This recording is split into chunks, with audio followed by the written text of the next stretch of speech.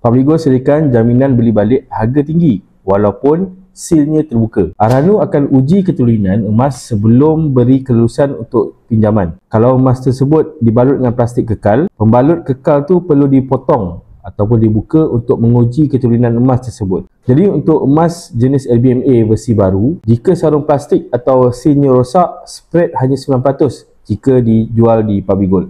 Berbanding kebanyakan pengeluar emas mengenakan potongan harga sehingga 25% sekiranya tuan-puan mahu menjualnya semula kerana ia dikira sebagai emas terpakai. Jadi tuan-puan kena semak terlebih dahulu syarat yang dikenakan oleh pengeluar jika tuan-puan nak jual emas yang telah dipotong pembalut plastik ni. Ada sesetengah arahnu menerima pajakan sesetengah jenis emas yang bereputasi tinggi tanpa perlu buka plastik tersebut. Contohnya seperti emas Public Gold.